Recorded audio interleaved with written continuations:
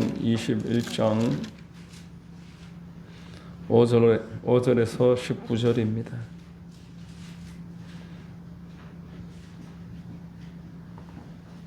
제가 봉독하겠습니다. 어떤 사람들이 성전을 가리켜 그 아름다운 돌과 헌물로 꾸민 것을 말하며 예수께서 이르시되 너희 보는 이것들이 날이 이르면 돌 하나도 돌 위에 남지 않고 다 무너뜨려지리라. 그들이 물어 이르되 선생님이여 그러면 어느 때에 이런 일이 있겠사오며 이런 일이 일어나려 할 때에 무슨 징조가 있사오리까? 이르시되 미혹을 받지 않도록 주의하라. 많은 사람이 내 이름으로 와서 이르되 내가 그라하며 때가 가까이 왔다 하겠으나 그들을 따르지 말라.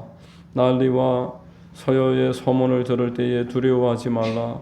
이 일이 먼저 있어야 하되 끝은 곧 되지 아니하리라. 또 이르시되 민족이 민족을 나라가 나라를 대적하여 일어나겠고 곳곳에 큰 지진과 기근과 전염병이 있겠고 또 무서운 일과 하늘로부터 큰 징조들이 있으리라.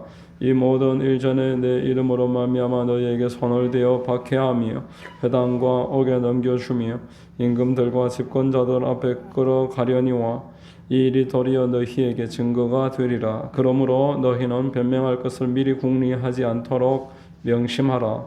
내가 너희의 모든 대적이 능히 대항하거나 변박할 수 없는 구변과 지혜를 너희에게 주리라. 심지어 부모와 형제와 친척과 벗이 너희를 넘겨주어 너희 중에 몇을 죽이게 하겠고 또 너희가 내 이름으로 말미암아 모든 사람에게 미움을 받을 것이나 너희 머리털 하나도 상하지 아니하리라. 너희의 인내로 너희 영혼을 얻으리라. 아멘.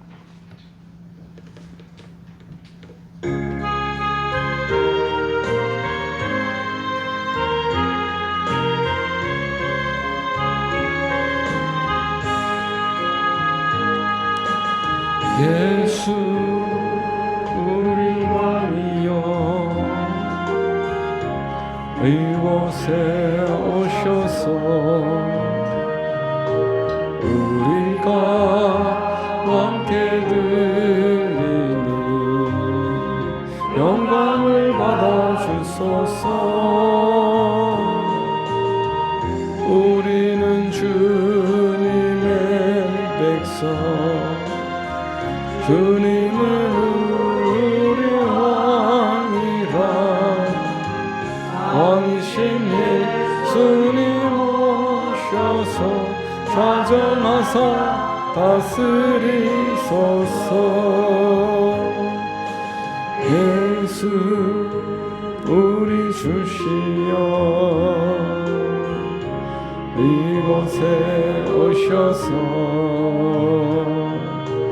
우리가 주께 드리니 찬양을 받아 주소서. 우리는 주님의 좀비 주님은 우리 주시라. 주 대신 예수님 오셔서 이 찬양을 받아주소서. 아멘. 할렐루야. 수요예배 나오신 여러분들 주님 이름으로 환영하고 축복합니다. 오늘 독해드린 누가복음 21장 5절 이하를 통해 말세이의 신앙생활 이와 같은 제목의 말씀으로 은혜를 나누겠습니다.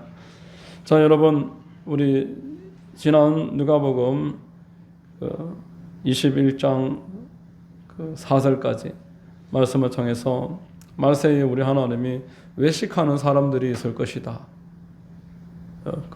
외식하는 사람을 속이려고 하는데 하나님을 속일 수는 없음을 모르는 것입니다. 심지어 기도 같은 하나님의 그 특별한 은혜를 이용을 해서 자기를 드러내려고 하니 이게 얼마나 가증스러운 일이냐 그렇게 말했습니다. 말세의 신앙생활 이어서 지금 말씀을 하는 것입니다.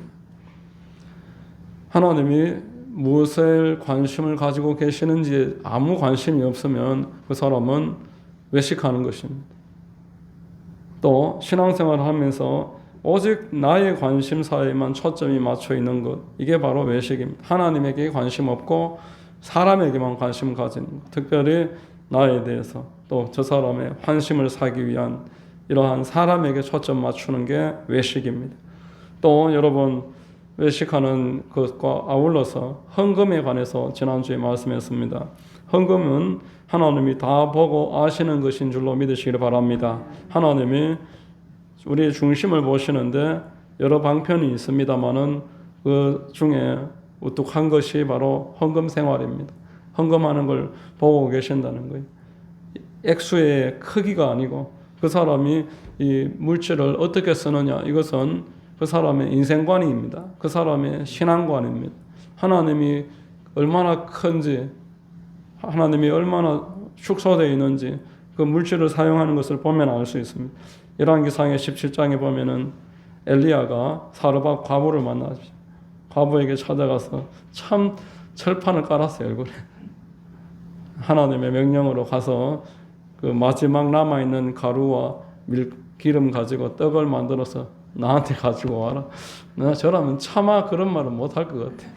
그 먹고 죽으려고 하는 사람한테 그거 놔달라. 그런데 거기에 하나님 말씀에 순종했던 그 과부의 그 양식이, 기름병이 가뭄이 끝날 때까지 마르지 않았다 말씀을 하고 있습니다. 자, 여러분, 나는 물질을 어떻게 사용하고 있는가? 이것은 말세의 신앙생활에 있어서 아주 중요합니다. 물질을 영혼 살리는 일에, 성경에 보니까 하나님을 기뻐하시는 한 영혼 구원하는 일에 물질을 사용하면은 하늘 곳간에 그 물질이 쌓인다 그랬습니다. 하늘의 계좌에, 잔고에 하나님이 쌓아주시는 줄 믿으시기를 바랍니다. 거기에는 좀도 설지 않고 도덕도 없다고 말했습니다. 복리에 대해서 하나님이 계속 갚아주시고 거기에서 금생과 내세에 늘 공급이 있는 줄로 믿으시를 주의 이름으로 축원드립니다. 여러분, 세상 주머니는 녹슬고 메마르지만 하늘 창고는 마르지 않는다. 그렇게 말세의 신앙생활에 있어서 물질의 중요함을 우리 21장 1절로 4절에서 말씀을 했습니다. 자, 오늘 연속해서 말세의 신앙생활 중에서 우리가 중요하게 생각해야 되는 것 몇 가지를 더 추가로 말씀하고 있습니다.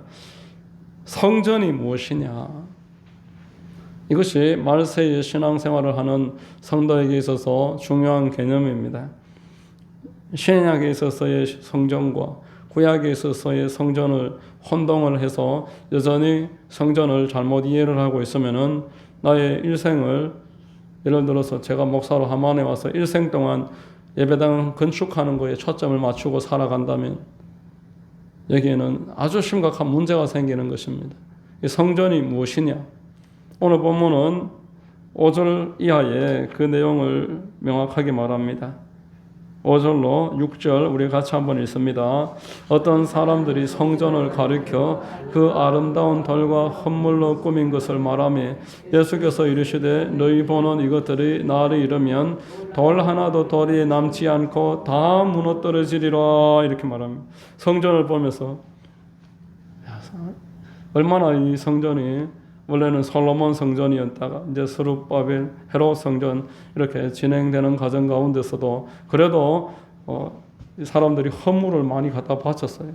헤롯은 이 성전에 황금으로 된 포도나무를 막 이렇게 갖다 바쳤다는 그런 사람 키보다 더 큰 포도나무에 포도가 막 주렁주렁 달려있는 그런 나무를 막 벽에다가 갖다 심어놓고 금으로 만들어서 이런 상황이었다라고 그 당시에 그 역사가들이 말씀을 합니다. 자, 이 엄청나고 화려하고 금과 금으로 거의 도배를 하다시피 한 성전을 보면서 막 칭찬을 하니까 예수님이 말하는 겁니다.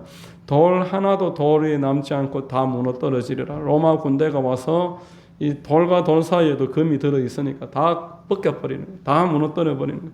이 금 때문에 오히려 더 초토화될 수밖에 없었던 것이 성전인 것입니다. 여러분, 구약의 성전은 여러분 하나님의 임재의 상징입니다. 다윗이 회막 그 천막 속에 언약궤가 있는 것이 너무 마음이 안타까워서 하나님 앞에 내가 성전을 만들어 지어봤으면 좋겠다. 이렇게 생각을 했는데 하나님이 너는 너희 손에 피가 많이 묻었기 때문에 성전을 지을 수가 없고 준비하는 일을 맡아라. 대신에 아들 솔로몬이 성전 짓게 하겠다.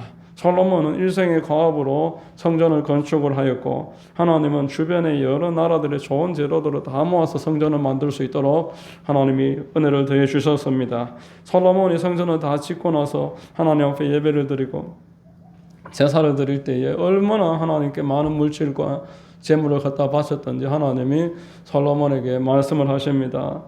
너희 후손 대대로 왕위를 이어가게 하리라. 이 성전을 향해서 기도하면 내가 들으리라.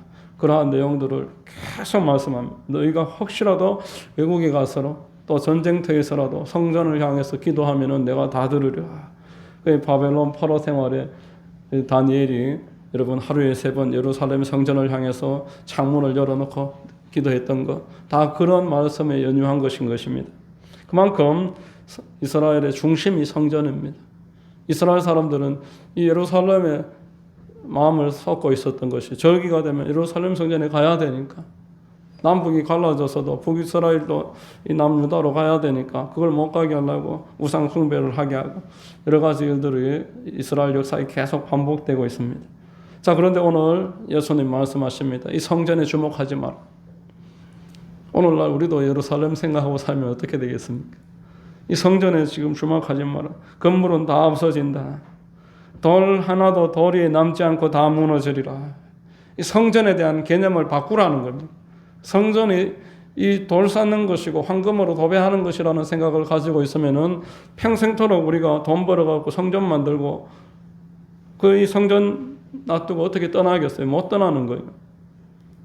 수천억 들여서 예배당을 지어놔놓고 못 떠나는 겁니다.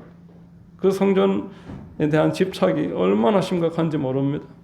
그 성전 중심으로 계속 무언가 일을 계속 해야 되고 하나님이 원하시는 외부를 향해서 나라를 열방을 향해 나아가지 못하는 그런 어려움이 성전에 대한 개념으로 생긴다라는 겁니다. 자, 여러분, 물론 예배드리는 공간은 대단히 중요합니다. 우리가 함께 모여서 예배드리고 기도할 수 있는 것은 하나님의 큰 축복입니다. 예배당을 잘 가꾸는 것은 우리가 서로를 위해서 잘 섬기는 하나의 귀한 방법인 줄로 믿습니다. 그러나 지금 말씀드리는 말씀의 요지는 성령이 계신 곳이 성령의 전이고 성령이 계신 곳이 성전이라는 것입니다. 하나님은 우리가 어떤 특정 장소에만 하나님을 만날 수 있는 그런 편협된 신앙인으로 살기를 바라지 않는다라는 것입니다. 너희 두세 사람이 내 이름으로 모인 곳에 나도 너희와 함께하리라 말씀하셨습니다. 우리 고린도전서 3장 16, 17절 한번 읽어보겠습니다. 너희는 너희가 하나님의 성전인 것과 하나님의 성령이 너희 안에 계시는 것을 알지 못하느냐. 누구든지 하나님의 성전을 더럽히면 하나님이 그 사람을 멸하시리라. 하나님의 성전은 거룩하니 너희도 그러하니라. 이 성전을 잘 짓는데 내 자신은 못 가꾸면 하나님 앞에 얼마나 심각한 문제가 생기냐고 말합니다. 자기를 가꾸는 사람이 예배당을 그렇게 방치하겠습니까? 와서 청소하고 돌보는 일을 소홀히 하겠습니까? 우리가 같이 예배드리는 곳인데 잘 관리하려고 노력을 하지. 그래서 무엇을 중요하게 여겨야 하느냐? 내가 성전인 줄 아는 사람, 우리가 성전인 줄 아는 사람, 여러분, 우리가 바로 성전입니다. 한번 따라 말씀하기 바랍니다. 내가 성전입니다. 한 번 더, 우리가 성전입니다. 여러분, 이 개념을 꼭 가지시기 바랍니다. 그런 사람은 외식을 할 일도 없을 것이고 자기를 잘 지킬 것이며 우리 함께 모이는 예배당도 할 수 있는 한 잘 관리를 할 것이고 얼마나 하나님이 기뻐하시는 삶을 살아가겠느냐라는 겁니다. 성전에 대한 개념을 바꿔서. 자, 여러분, 오늘날 성전 세우는 일이 무엇일까요? 솔로몬이 성전을 세워서 하나님이 크게 축복하셨습니다. 그 왕위가 끝까지 이어지리라 약속하셨습니다. 여러분, 그 북이스라엘은 돌아서면 쿠데타가 일어나서 왕조가 계속 바뀝니다. 그러나 남유다는 그 왕권이 계속 이어집니다. 다윗의 혈통이. 쿠데타가 일어나지 않는 거예요. 하나님 앞에 축복을 받았어요. 네 아들 후손을 왕자를 내가 지켜주리라. 그 말씀대로 이 남유다는 끝까지 한 혈통을 이어가고, 이 북이스라엘은 계속 쿠데타가 일어나. 왕조가 몇 번 바뀌는지 모르. 김씨 왕조, 이씨 왕조, 박씨 왕조, 계속 왕조가 계속 바뀌는 거예요. 자, 오늘날 그러면은 우리가 성전을 세우는 삶을 살아야 되는데, 구약 성경에 성전을 세우는 다윗과 솔로몬의 그 내용을 통해서 성전을 사모하는 마음을 우리가 시편을 통해서도 많이 봤습니다. 성전을 우리가 세우는 삶을 살아야 되는데, 성전이 무엇이냐? 자, 믿는 사람이 성전이라고 그랬습니다. 그러면 성전 세우는 게 무엇이냐?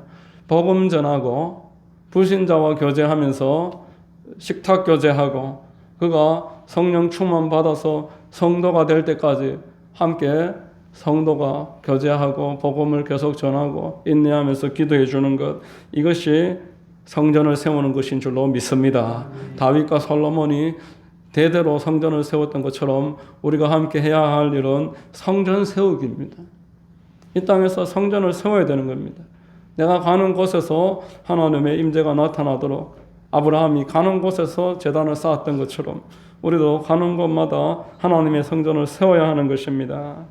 자, 여러분, 믿음은 들음에서 난다고 말했는데, 그리고 두세 사람이 내가 너희와 내 이름으로 있는 곳에 내가 너희와 함께 하리라 말씀하셨는데, 우리가 함께 모여가지고 식탁 교제를 하면서 복음을 전파하고 그 사람을 위해서 또 한 주간 기도하고 또 다음 약속 시간에 초청을 하고, 이 과정이 성전 세우기입니다. 우리 교회 하우스 사역, 이름은 하우스 사역이지만 이 성전 세우기이고, 성경이 교회 세우는 방법으로 알려주신 핵심된 방법인 줄로 믿으시기를 바랍니다. 나의 섬김을 통해서 성전이 세워지는 거예요. 솔로몬은 십수년 동안 성전을 세웠는데, 7년 동안 성전을 세웠는데,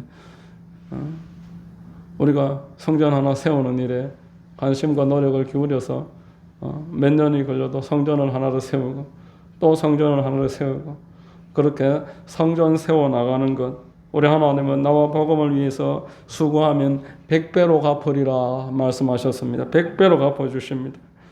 자, 여러분, 복음과 성령님과 성도들의 식탁 교제, 이것이 성전을 세우는 도구입니다.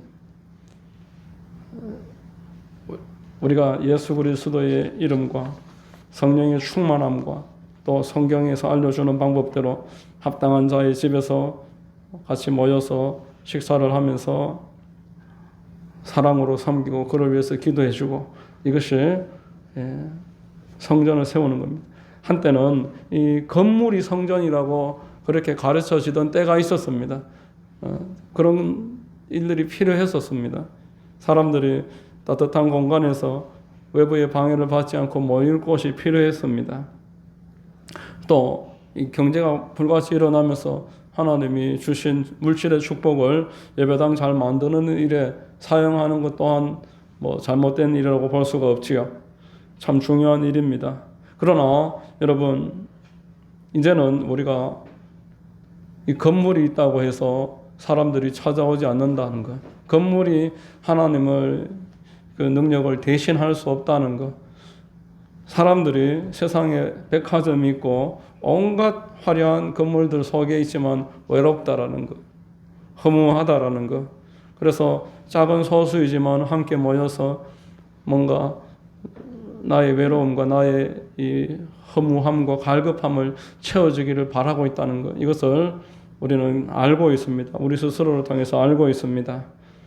그러므로 저와 여러분들은 이 성전을 세우는 방법, 성경에서 알려주신 대로 우리가 건물 세우는 것에 집중하지 말고 성령을 모시고 살아가는 성령이 되기 위해서, 내가 성전이 되고 그리고 한 사람을 성전을 세우기 위해서 애쓰고 기도하고 함께 마음을 모으면 하나님 성전이 모인 곳에 예배당 또한 충분히 그때그때 예비하시는 줄로 믿으시기를 바랍니다.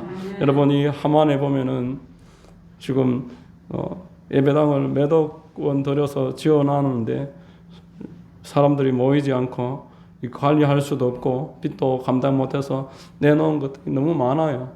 그러므로 우리가 성전된 성도들이 있으면은 예배당은 어떤 목사님 표현대로 그냥 골라가면 되는 거예요. 우리 사이즈에 맞게 성전은 얼마든지 널려 있습니다. 우리 사이즈가 중요한 것이지 성전의 건물의 중요함을 우리가 집착할 필요는 없다라는 겁니다. 자, 세 번째, 오늘 이제 8절 이하에 보면은 이 말세에 온갖 미혹이 이 땅에 가득할 것이다 말씀합니다. 미혹. 8절 9절 한번 읽어보겠습니다. 이르시되 미혹을 받지 않도록 주의하라. 내가 그러하며 때가 가까이 왔다 하겠으나 그들을 따르지 말라. 난리와 소요의 소문을 들을 때에 두려워하지 말라. 이 일이 먼저 있어야 하되 끝은 곧 되지 아니하리라. 두 가지 지금 미혹을 말했습니다. 두 가지 미혹. 하나는 말세에 온갖 이단들이 득세할 것이다. 여기 그리스도가 있다. 여기 하나님이 계시다. 여기 성령이 계시다. 이러면서 가짜 하나님들이 막 등장한다는 거예요. 하나님의 교회. 자, 안상홍. 우리 교회 안상록 그 행자하고 이름이 비슷해가 내가 한 번씩 실수합니다. 안상홍 이랬다가 이건 너무 큰 실수니까 이름이 비슷하더라고요. 안상홍입니다. 거기는 장길자. 저 무학산 기도원에 그 산에 십자가 위에 기도하려고 올라가는데 그 입구에도 신천지가 쫙 깔려 있어요. 저 마산역에도 앞에 보면은 여호와의 증인들이 막 서가 있습니다. 그리고 뭐 어디 가든지 하만에는 지금 하나님의 교회가 얼마나 득세를 하는지 벌써 저기 3층에 모이는데 100명 넘게 모입니다.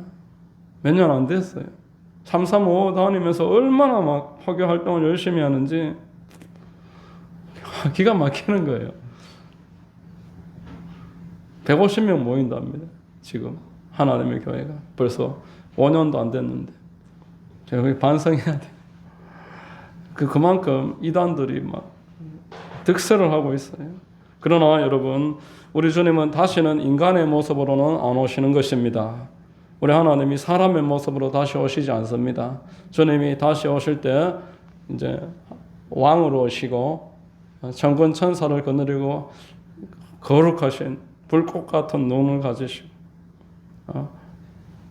세상에서 감당하지 못할 만큼 새하얀 옷을 입고 그러한 모습으로 구름 타고 그렇게 비유를 했지만 그렇게 하나님이 임하실 때 세상이 끝난다라고 말했습니다. 그들을 따르지 말라. 지금 8절에 말합니다. 그들을 따르지 말라. 첫 번째 미혹입니다. 이단들이 득세할 것이다. 두 번째 미혹이 난리와 소문이 너무너무 많아서 우리가 두려워할 것이고 위축될 것이고 신앙에 있어서 앞으로 전진하지 못하는 그런 상황들이 계속 일어난다는 겁니다.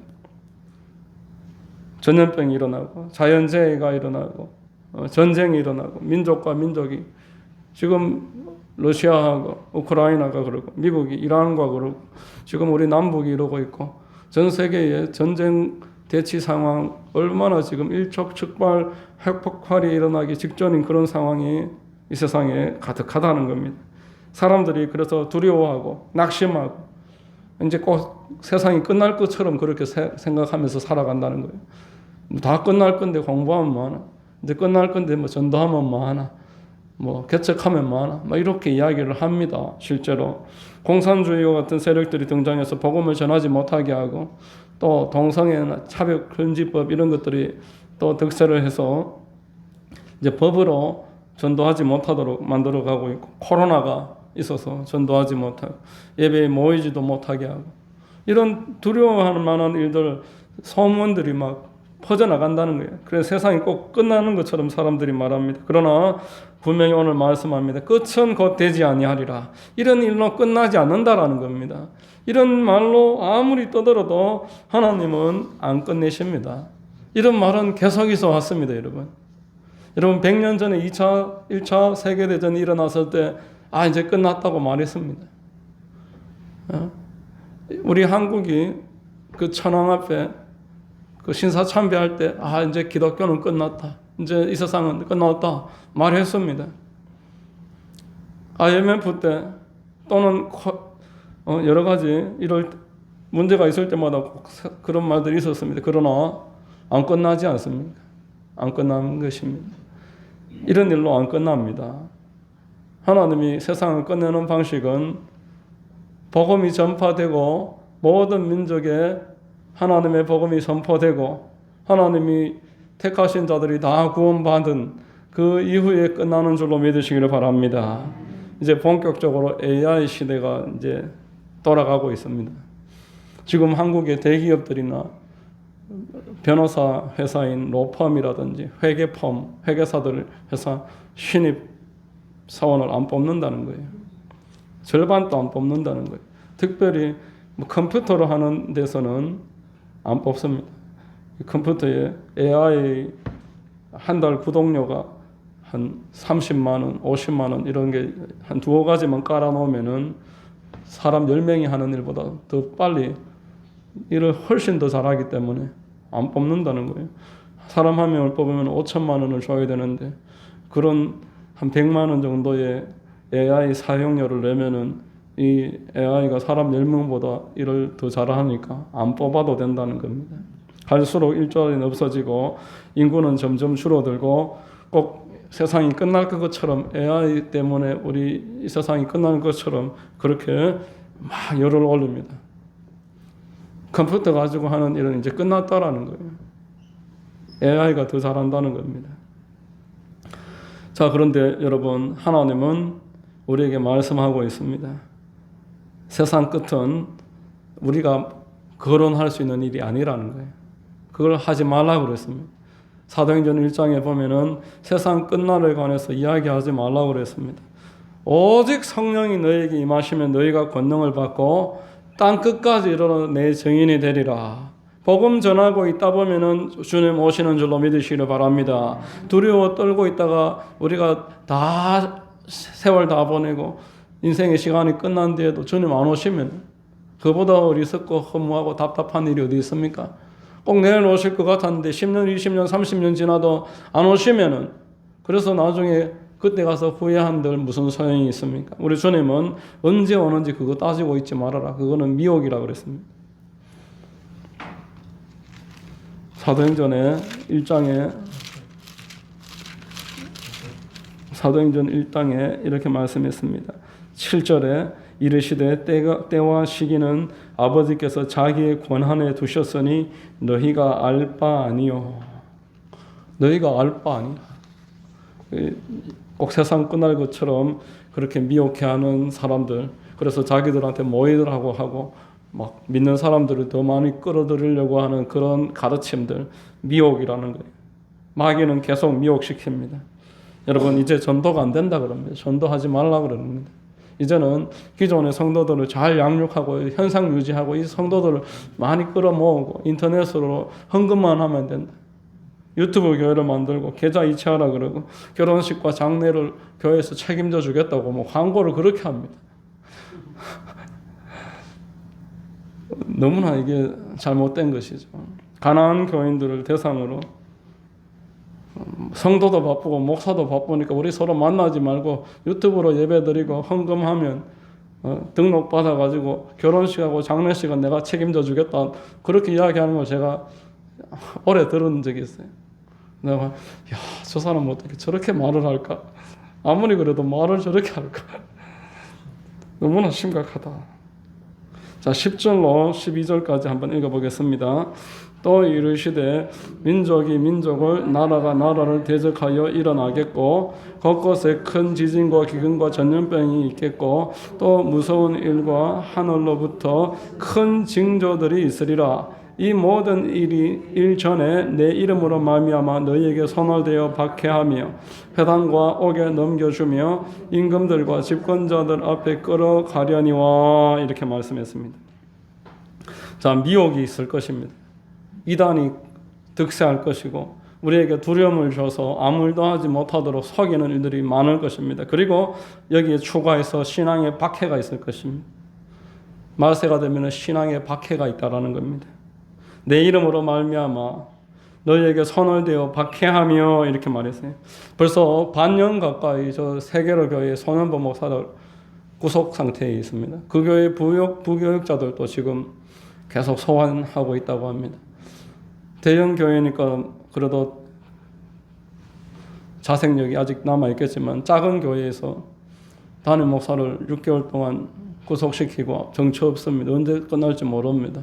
그리고 부교육자들 계속 소환하고 그러면은 어떻게 되겠어요? 지금 손현보 목사님 본보기로 교회들을 길들이게 하는 거예요. 손해배 목사님이니까 그렇지 만약에 다른 대형 교회 같으면은 목사 구속되면 바로 담임 목사님 새로 뽑아버립니다. 이 길들이기 하는 거예요. 아무 말도 못하게 만들어버립니다.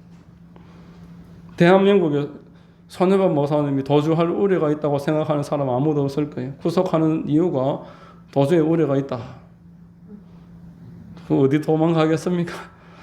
그분이 도망갈 위인도 못 될 뿐더러 어디 도망가겠어요? 도망갈 사람이 그런 일을 했겠습니까? 그러나 이제 박해가 일어난다는 거예요. 정강훈 목사님 같은 경우에도 뭐 저하고는 뭐 아무 관련이 없습니다만은 그래도 구속됐죠. 1년 전에 있었던 그 서부 뭐 법원의 폭동 사건으로 말미암아 벌써 1년이 넘었는데 증거 인멸의 위험이 있다. 그래 구속 계속 유지해야 된다. 구속 상태에 지금 있습니다. 자, 이제 정권에 비판하면은 그렇게 되는 거예요. 법으로 지금 통과됐습니다. SNS를 통해서 인권, 모독, 명예훼손과 관련되는 메시지가 전파되면은 3년 구속 또는 3천만 원 이하의 벌금 이제 법으로 통과됐습니다. 요즘은 보면은 카톡도 참 신기하게 보내더라고요. 카톡 보내고 바로 삭제시켜버려요. 보내긴 보내는데 그 다음날 되면 다 지워버려요. 그래서 보니까 한 개 보내고 앞에 거 지우고 한 개 보내고 앞에 거 지우고 계속 지우더라고요. 난 처음에 왜 이러는가 했는데 보니까 이제 카톡 안에 뭔가 정보도 정보지만 자기한테 불리할 만한 내용들은 빨리빨리 다 지우더라고요. 사람들이. 공산주의에 반대하는 내용, 어떤 집권당의 이야기를 잘못한다든지 동성애를 합법화하려는 국회의원한테 항의청 문자를 보낸다든지 그렇게 하다가 3천만 원 벌금을 맞으면은 작은 교회는 여러분 회복하기 어렵습니다. 구속된다고 합니다. 3년씩. 그래서 서울에 운정 무슨 교회 목사님이 사임을 하셨어요. 나는 할 말을 계속 해야 되는데 우리 교회에다가 3천만 원씩 계속 벌금을 만약 연속으로 12번 맞으면 우리 교회가 위험하니까 사임한다고 며칠 전에 사임을 하신 내용을 봤습니다. 이런 박해가 있을 것이다. 자, 그런데 성경에 뭐라고 말씀하십니까? 13절, 14절 우리 한번 읽어보겠습니다. 이 일이 도리어 너희에게 증거가 되리라. 그러므로 너희는 변명할 것을 미리 궁리하지 않도록 명심하라. 고난이 기회인 줄로 믿으시기를 바랍니다. 고난이 기회라는 거예요. 15절에 내가 너희의 모든 대적이 능히 대항하거나 변박할 수 없는 구변과 지혜를 너희에게 주리라. 하나님이 함께 하시는 줄로 믿으시기를 바랍니다. 고난 가운데 함께 줄 것이다. 함께 할 것이다. 이 일이 너희에게 증거가 되리라. 자, 여러분 고난을 통과할 때 그 사람이 어떤 사람인지 알게 되는 것입니다. 뜨거운 물에 커피가 들어가면은 커피 알갱이가 다 녹아버립니다. 뜨거운 물에 계란을 풀어버리면 이 덩어리로 뭉쳐지는 것입니다. 진짜 성도는 고난 속에서 더 단단해지는 것입니다. 고난 속에서 하나님을 만나게 되는 것입니다. 태평성대 속에서 하나님을 만나지 못하고 고난 가운데 어려울 때 그때 하나님을 만나고 그 사람에게 있어서 증거가 생깁니다. 하나님에 대한 경험이 생겨나는 것입니다. 가짜 성도들은 고난을 피할 것이고 그러면 삶에 아무런 증거가 나타나지 않습니다. 경험이 없습니다. 하나님에 대한 어떤 간정도 경험도 못 만듭니다. 제가 방금 AI에 관해서 말씀드렸어요. 하도 이야기를 하길래 제가 AI 관련해서 영상도 몇 가지 찾아보고 이제 나도 신문을 또 한 2, 3년 전에 끊었는데 국민일보를 다시 오늘부터 교회에 보내달라고 해서 받았습니다. 이 세상이 어떻게 돌아가는지 읽어봐야 되겠다. AI에 관해서 내가 좀 알아야 되겠다 싶어서 열심히 읽었습니다. 그런데 AI가 할 수 없는 게 있어요. 여러분, AI는 지식에 관해서는 사람이 따라갈 수 없습니다. 근데 AI가 할 수 없는 게 있는데 경험입니다. 경험. AI는 경험을 할 수 없고 자기가 경험한 것을 누군가에게 말해줌으로 그 사람을 감동시킬 수가 없어요.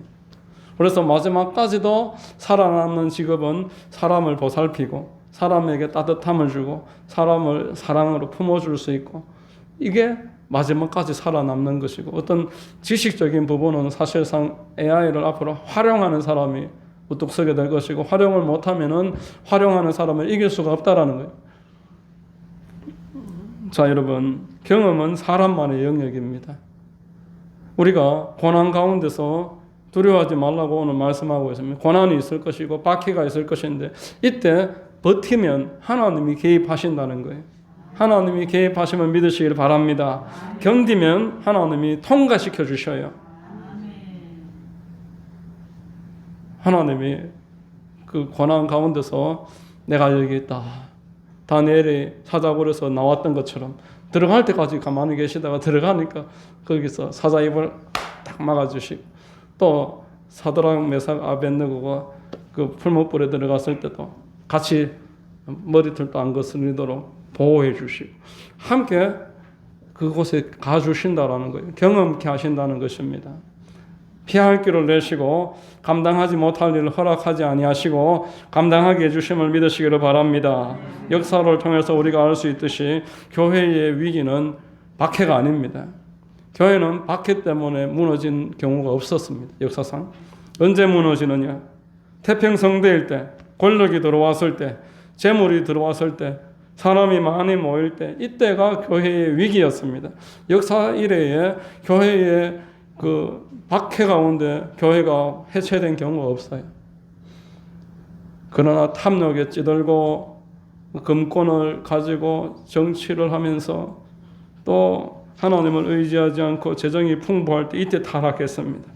하나님 의지하지 않고 교만하게 행동할 때 이때가 교회의 위기였다라는 것입니다. 환난은 교회를 무너뜨릴 수가 없습니다. 경제가 어려워도 교회는 더 강해지는 것입니다. IMF도 통과하게 되고 그리고 한국 전쟁도 통과하게 되고 코로나도 더 통과하게 되고 공산주의도 무너뜨릴 수 없습니다. 중국의 교회들이 얼마나 지금 1억이 다다르는 성도를 보유하고 있습니다. 박해가 오히려 교회를 지하로 들어가서 응집하게 만드는 거예요. 하나님만 의지하게 하는 것입니다.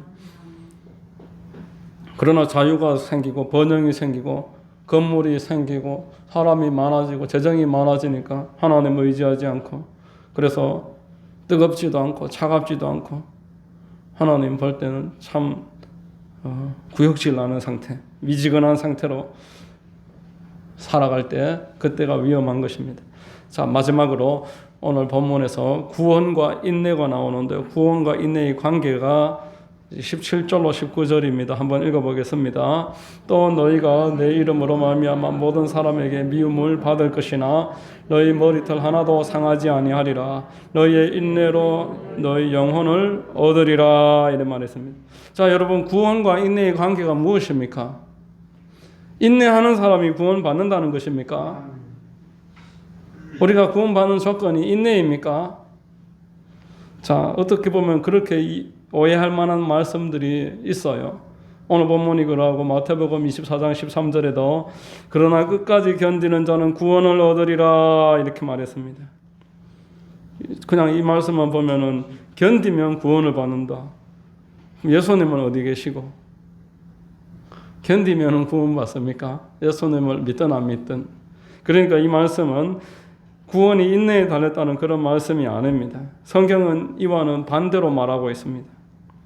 신앙이 있기 때문에 용기도 있는 것이고, 신앙이 있기 때문에 인내도 하는 것이고, 신앙이 있기 때문에 의심도 있고 갈등도 하는 것입니다. 우리가 예수를 믿기 때문에 용기도 생기고 인내도 하고 힘들어도 참고 갈등 속에서 이러지도 저러지도 못하고 끙끙 앓는 것은 이 신앙이 주는 우리에게 삶의 변화입니다. 예수 믿지 않는 사람들은 이러한 변화가 없어요.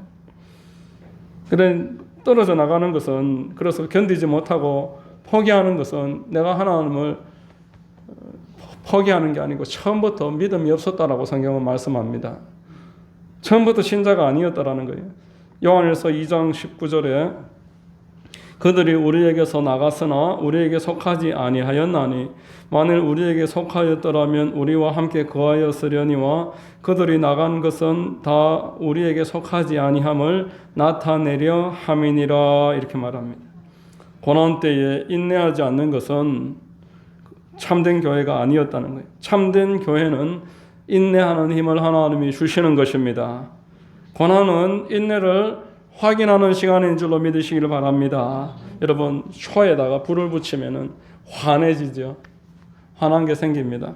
그리고 또 일정한 온기도 생깁니다. 손을 초에 이렇게 떼고 있으면 손이 이제 따뜻해지고, 손가락만 떼고 있으면 화상이 입을 겁니다. 열기도 생기고. 그런데 연기도 납니다. 그리고 냄새도 납니다. 거름도 생깁니다.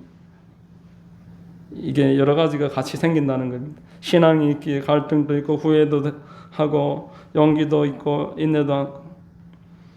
갈등 가운데 여러분 승리하시기 바랍니다. 갈등이 있는 것은 나에게 성령이 계시다는, 내가 하나님의 사람이라는 증거이기 때문에 여러분 견디고 오히려 더 성령 충만 받으려고 애쓰고 예배 자리에 나오려고 힘쓰고 함께 모여서 기도할 때 더 뜨거워지고 그렇게 하나님의 은혜를 사모하시길 주의 이름으로 축원드립니다. 여러분, 구원과 인내의 관계가 이렇습니다. 내가 구원받은 자로서 하나님이 인내하게 하시고 통과하게 하시는 것입니다. 박해가 있어도 하나님이 우리와 함께 계십니다. 박해는 우리의 승리의 경험을 더 촉진해오는 하나님의 방법이고 과정인 줄로 믿으시기를 바랍니다. 마지막 때에 우리는 내가 성전이고 마지막 때에 언제가 마지막인지 그거 계수하고 있지 말고 성도끼리 모여가지고 또 다른 성전 세우기에 전념을 기울여야 됩니다. 하나님이 우리가 그 일을 하라고 부르셨어요. 교회에게 맡겨준 것은 복음입니다. 요한계시록 12장에 이렇게 말씀했습니다. 교회에 어떤 문제가 생기냐면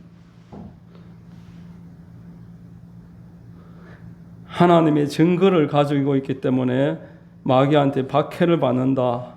그렇게 말씀을 하고 있습니다.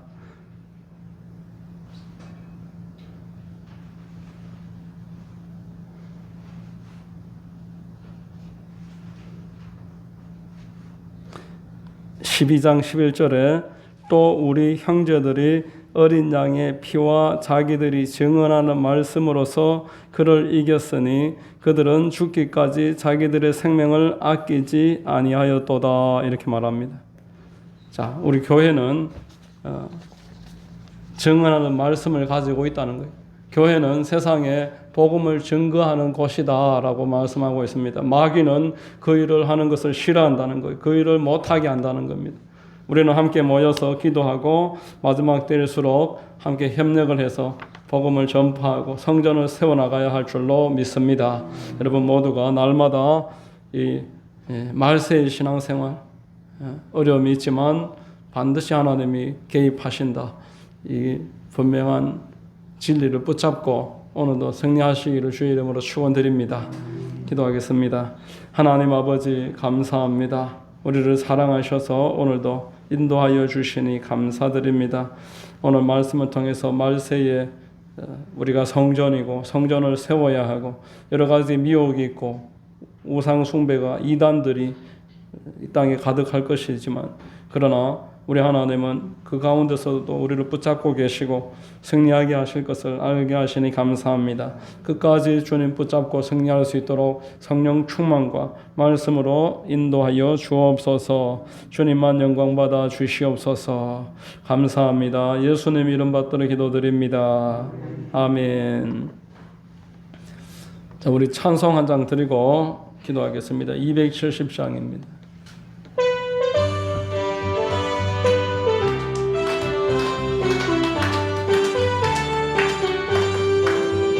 괜찮는 주님의 사랑과 거룩한 보혈을